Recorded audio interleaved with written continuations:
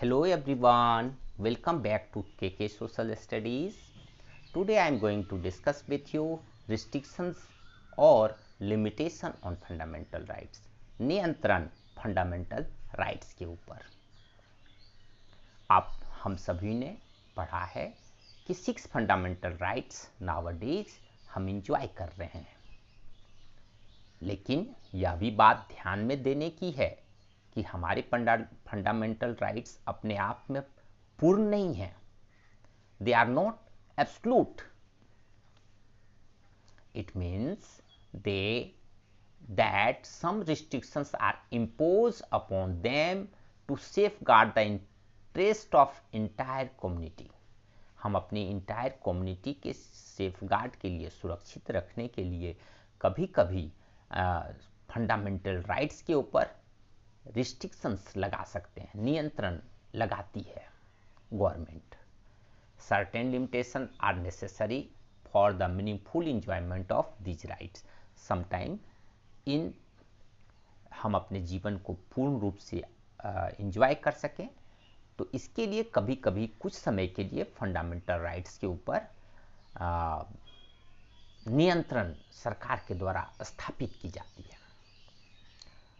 However, these restrictions or limitations should be reasonable in the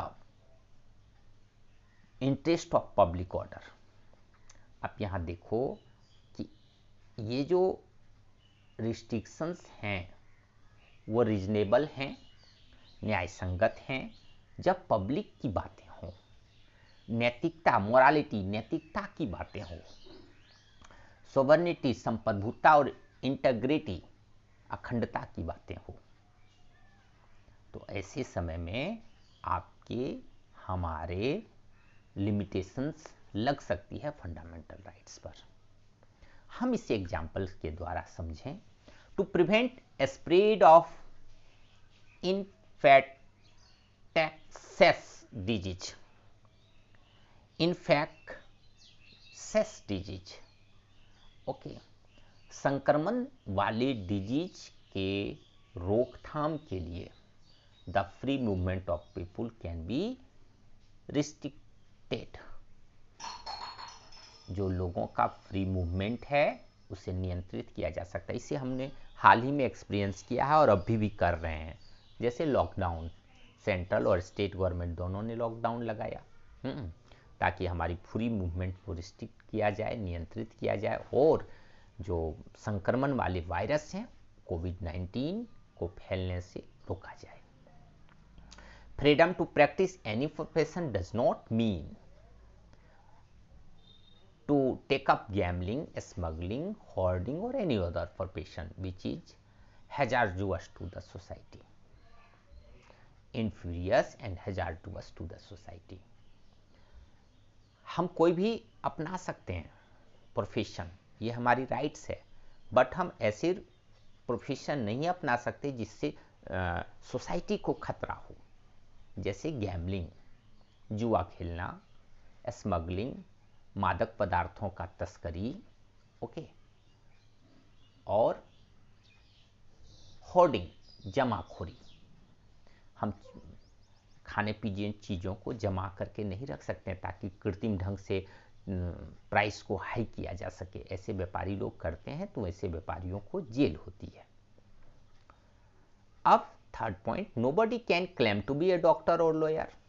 जब तक उसके पास essential qualification ना हो, कोई अपने आप को नहीं कह सकता कि हम डॉक्टर हैं। ऐसा अगर करे तो उस व्यक्ति को जेल हो सकती है, right. Freedom of express does not mean to speak और write anything you feel like. Freedom of expression है, बोलने की आज़ादी है, भाव को अभिव्यक्त करने की आज़ादी है। इसका यह मतलब नहीं है कि हम कुछ भी किसी के बारे में बोल देंगे, ठीक है, जिससे एनी थॉट्स और expression that disturb public piece, harmony, और ऐसे थॉट्स, विचार हम नहीं रखेंगे सामने में, जिससे पब्लिक के जो है शांति भंग हो जाए और सोसाइटी जो हारमोनियस सोसाइटी है उसकी स्ट्रक्चर को बाधा पहुंचे। इंस्टिगेट कम्युनल वायलेंस, जो कम्युनल वायलेंस को बढ़ावा दे, राइट्स को बढ़ावा दे, इस तरह के हम कभी भी एक्सप्रेशन ना लिख सकते हैं ना बोल सकते हैं। ये हमारी लिमिटेशंस हैं। ठीक है, आप देखोगे कभी कभी कोई नेता किसी नेता के ऊपर कोई अपशब्द की भाषा का प्रयोग करते हैं तो वो नेता आप देखोगे मानहानि का केस करते हैं। कोर्ट उन्हें दूसरे नेता को जिन्होंने ऐसा काम किया उसे सजा देती है। क्या देती है सजा? आर्थिक सजा देती है, क्षमा मांगने को लिए कहती है और आर्थिक सजा भी देती है। तो हमारे कोई आदमी किसी आदमी को चोर यूं ही नहीं कह सकता है। अगर कहेगा तो वो व्यक्ति अगर कोर्ट चल गया तो प्रूफ हो गया कि इसने कहा है तो उसे सजा होगी। फ्रीडम ऑफ एक्सप्रेशन का मतलब ये नहीं है कि आप कुछ भी कह दो, किसी को कोई भी विचार रख दो, सोसाइटी जिससे प्रभावित हो। आजकल नए ट्रेंड आप देखोगे बच्चों, ऐसे लोगों को सोशल मीडिया में जो भड़काऊ भाषणों को, भड़काऊ चीज़ों को यहाँ से वहाँ फैलाते हैं, एक जगह से दूसरे जगह ग्रुप में भेजते हैं, उन लोगों के ऊपर भी केसेस बन रहे हैं। तो हमें क्या करना है? गलत काम बिल्कुल नहीं करनी है। हम अपने फंडामेंटल राइट्स का एंजॉय जरूर करेंगे, लेकिन कुछ रिस्ट्रिक्शंस हैं उनका भी पालन करेंगे। राइट, नेक्स्ट, तो फिर मिलते हैं नेक्स्ट स्लाइड में फंडामेंटल ड्यूटीज के साथ। Thank you for listening and watching my videos. I hope it will enhance your knowledge.